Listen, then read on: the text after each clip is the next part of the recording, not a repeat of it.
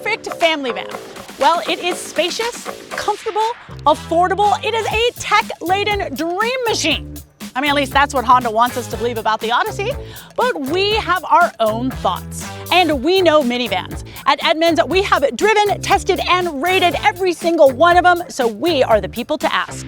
So is the Odyssey the one you want? Is it the best fit for your life? Well, we have teamed up with CarMax to go over all of the details so you can decide for yourself.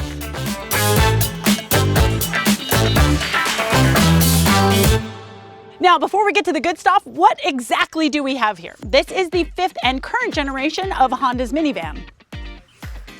Now, this is a 2023 model, but it hasn't changed much since this generation was introduced back in 2018. The Odyssey goes against the likes of the Toyota Sienna, the Chrysler Pacifica, and the Kia Carnival. The Odyssey won't cost you as much as a Toyota Sienna, though. When we checked recent prices, the Honda Odyssey costs more than the average Chrysler Pacifica, but a lot less than its rival from Toyota. Of course, if you're buying a family hauler, you want to make sure that it is reliable and that it's got great crash test ratings. Now, Honda, of course, has a reputation for building very reliable vehicles, but we don't rely on reputations. No, instead we go to RepairPal. That is an independent source for reliability ratings. Now, the Odyssey actually has a pretty good rating. It's about the same as the Toyota Sienna, but for a different reason. While you might bring the Odyssey into the shop just a little bit more often, about once every 2 years, the chances of that being for an urgent matter is really low, so you're not going to be without your vehicle for days or even weeks. But more importantly, the Odyssey gets excellent crash test ratings. It gets a 5-star overall rating from NHTSA as well as high honors from the IIHS. And that IIHS evaluation, that includes high marks for child seat anchor ease of use. So no red flags when it comes to pricing, reliability, or crash test ratings, but how is the rest of the van? And there is a lot of cool stuff back here, so let me show you. Now, the back of a minivan has got to carry a lot of stuff. So having a really deep well like this for, say, a double stroller, maybe a cooler, some sporting equipment, that is really great. Now, let's say you've got to move some furniture, maybe help your kid go off to college. Well, it's really easy to fold these third row seats completely flat. You've got a flat load floor and a ton of extra space. Now, the Pacifica does have an electronic folding third row, but honestly, we kind of prefer it this way. I mean, yeah, it's manual, but most of the time it's faster and there's less chance of anything breaking. Oh, but I have to show you my absolute favorite thing. Okay, so say you want to like tailgate, or I don't know, you want to sit on the bumper, but it's not that comfortable and you might like fall into the big deep well right here. Okay, here's what you do. You just pull this and then look at that. I mean, there's no other minivan that does this. This is just a brilliant piece of Honda magic. But obviously you and your passengers are going to spend a lot more time in the seats than you will in the trunk. Now, the first thing to know is that you have a ton of space. I'm talking bags, water bottles, wallets, phones, emergency snacks. There are a ton of little cubbies and pockets, and it's great. Now, none of the cup holders will fit an extra large bottle like this, but there is plenty of room in the center console. Up here, there's nothing too flashy, but the build quality is really, really good and all the materials are great. Plus, the seats are really comfy. Now, I've got plenty of tech here in the center screen, but it goes beyond the kind of technology that you expect to find in a modern vehicle. I'm talking about minivan-specific family features. So, for example, I can go in here and go to the video monitor system called Cabin Watch, and then I can see if the kids are asleep in the third row, and it even works in the dark.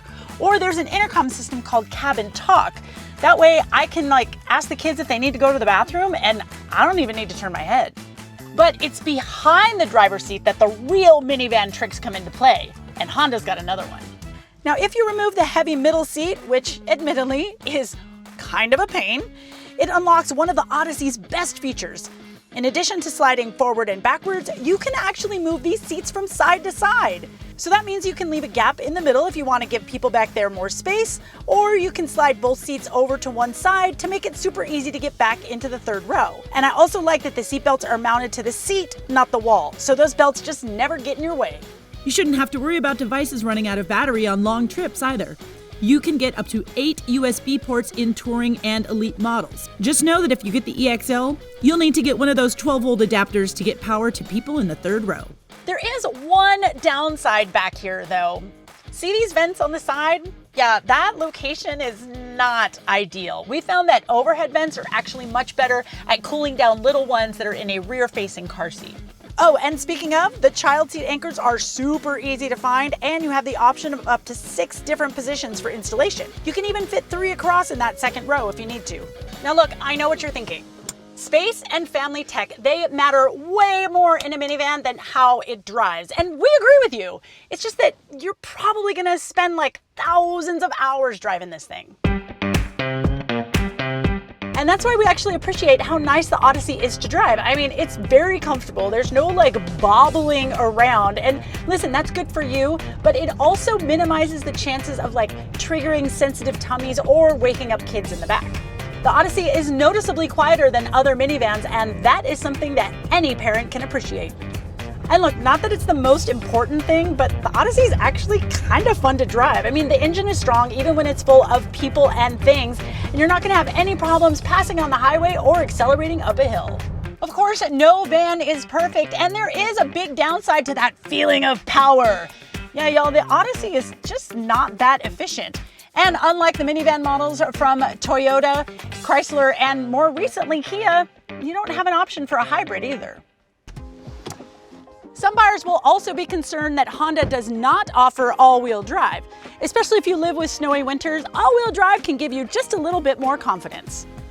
And there's a downside to one of my favorite features in this vehicle. Yeah, the second row seats can go back to front and side to side, but that means that they don't fold flat into the floor like they do on the Chrysler Pacifica. Now, if you need to move something big that won't fit behind the second row, you need to lift out the second row seats, and that, my friends, is no easy job. Anyone who uses their minivans for cargo hauling as much as they do family hauling, the Odyssey requires extra work. So, what do you think? Is the Odyssey the right pick for your lifestyle? Let us know in the comments, and we'll see you next time.